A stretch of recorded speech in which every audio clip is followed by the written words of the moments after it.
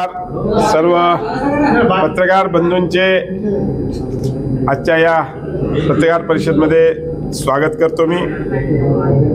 मोदी सरकारचे 11 वर्ष पूर्ण झाले।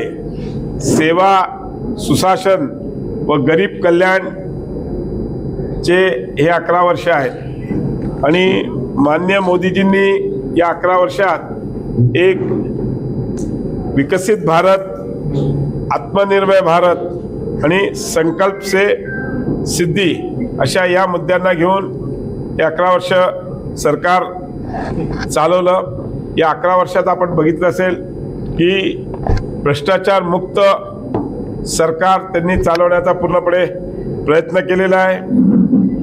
जवळजवळ 140 कोटी भारतीयांना म्हणजे त्यांचा साथ घेऊन या भारताच्या विकासासाठी त्यांनी पूर्णपणे प्रयत्न केलेला आहे।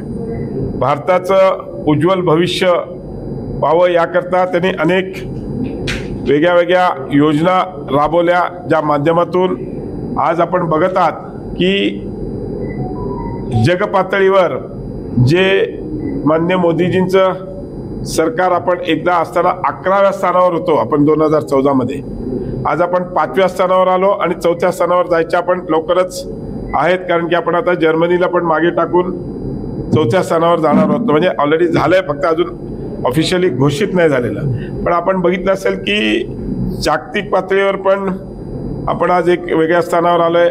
देशामध्ये पण आपण बघितलं असेल तंत्रज्ञानाचा प्रभावी वापर करून भाजप सरकारने जे सामान्य जनतेला प्रत्येक गोष्ट प्राप्त झाली पाहिजे, डीबीटीच्या माध्यमातून सगळ्या योजना राबवल्या जातात। पूर्वी असं म्हणजे आपल्याला माहिती असेल, पूर्वीच्या सरकारमध्ये म्हणायचे की आम्ही 1 रुपया पाठवला तर 15 पैसेच पोचतात। ह्या सगळ्या गोष्टींना आपण आळा घालण्याकरता माननीय मोदी सरकारने मागच्या 11 वर्षात जो काही सरकारी लाभ आहे तो डायरेक्ट डीबीटीच्या माध्यमातून जनतेपर्यंत पोचला पाहिजे याकरता प्रयत्न चालू आहे।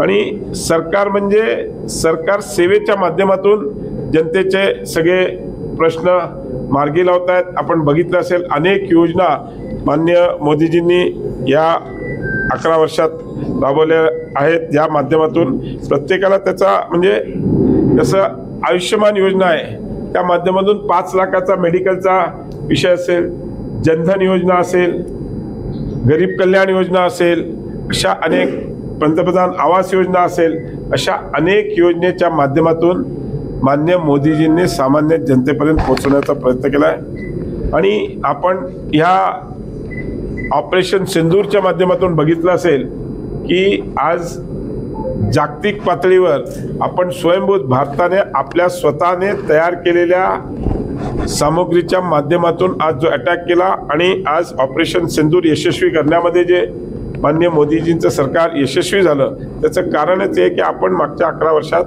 जी काही पूर्वी कसं असायचं की मिलिटरीला लागणारं वेपन्स हे ते सगळे आपण इम्पोर्ट करायचो, आता स्वतः भारत सरकार या सगळ्या गोष्टी तयार करते आणि त्या माध्यमातून जनतेपर्यंत म्हणजे आज त्याच्यामुळे मेक इन इंडियाच्या माध्यमातून सामान्य जनतेच्या माध्यमातून ज्या काही लागतात त्या सगळ्या सामग्री आपलं सरकार तयार करते।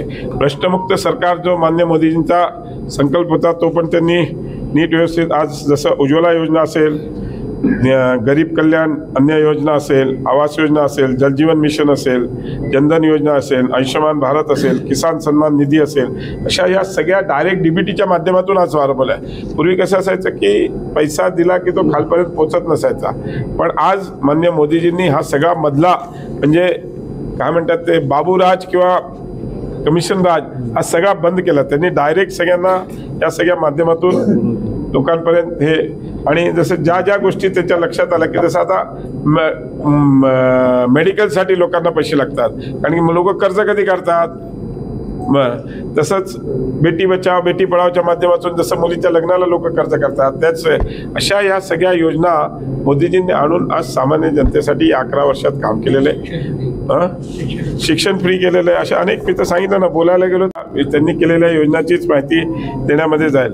पण मी आपल्याला सांगतो की सबका साथ सबका विकास हे जे त्यांनी धोरण ठेवलं आणि त्या हिशोबानेच मागच्या या 11 वर्षात काम केलेलं आहे। आत्मनिर्भर भारत असेल, मेक इन इंडिया असेल,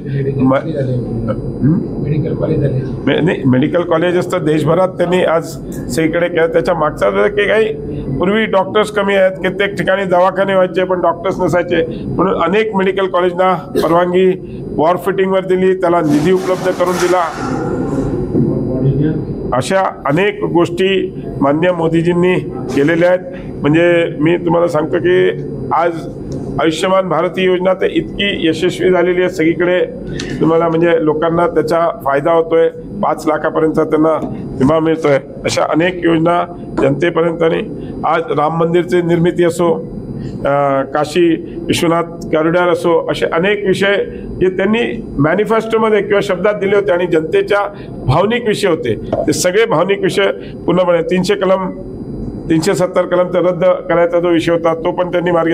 GST सारखा एक 1 विंडो टॅक्स आणल्यामुळे बाकीचे बाबू किंवा जे बाकीचे टॅक्सची एव्हिएशन जे चोरी व्हायची त्या सगळ्या गोष्टी ह्या सांगण्याचा उद्देश एकच आहे की मोदीजींनी ह्या देशामध्ये 11 वर्षात एक वेगळं सुशासन आणि गरीब कल्याण अशा या अनेक योजना आणून सामान्य जनतेचा आज इकडे आमची आपल्याला एवढीच विनंती आहे की 11 वर्षात मोदीजीने केलेल्या कामाचा एक आढावा आपण बघितला तर ह्या सगळ्या ज्या मी सांगितलं की एक पारदर्शक सरकार, भ्रष्टमुक्त सरकार, सामान्य जनतेचं सरकार, गरीब कल्याणचं सरकार.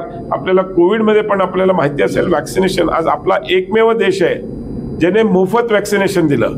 नाहीतर तुम्ही परदेशात श्रीमंत देशात जा, अमेरिका असो, जर्मन असो, जपान असो किंवा या सगळ्या देशांनी पैसे घेऊन जनतेकडून वॅक्सिनेशन केलंय. आपला एकमेव देश आहे भारत ज्याने मोफत वॅक्सिनेशन पूर्ण आज 140 कोटी जनतेला द्यायचा प्रयत्न केलेला आहे. सांगण्याचा उद्देश एकच आहे, मोदीजींच्या काळामध्ये या 11 वर्षात आपल्या देशाला एका वेगळ्या प्रगती स्तरावर आज जागतिक पातळीवर आज ऑपरेशन सिंदूर पण तुम्ही जर बघितलं तर सगळ्या आपल्या इंडिजिनियस म्हणजे भारतात तयार केलेल्या सामुग्रीच्या माध्यमातून सगळा आपला अटॅक झालेला आहे आणि आपण त्याच्यात यशस्वी झालेलो आहोत. तर आज मेक इन इंडियाचं जे त्यांनी 2015मध्ये जाहीर केलं होतं त्या हिशोबाने मागच्या 10 वर्षात सगळी सामुग्री पण जी आहे ती आपण आज मेक इन इंडिया आता येणाऱ्या काळामध्ये आपल्याकडे विमानही तयार होणार आहे, मोठ्या बोटीही तयार होणार आहेत. अशा सगळ्या या माध्यमातून देश स्वयंभूत ह्या हिशोबाने त्यांचं तयारी आहे. माझी एवढीच विनंती आहे की मागच्या 11 वर्षात केलेल्या कामाचा लेखाजोखा आपण आपल्या प्रसार माध्यमाच्या माध्यमातून की मोदीजींनी ह्या योजना राबवल्या आहेत त्या योजनेबद्दल आपण सगळ्या जनतेला त्याची माहिती आहे पण आपण पण द्यावी एवढीच या ठिकाणी विनंती करतो.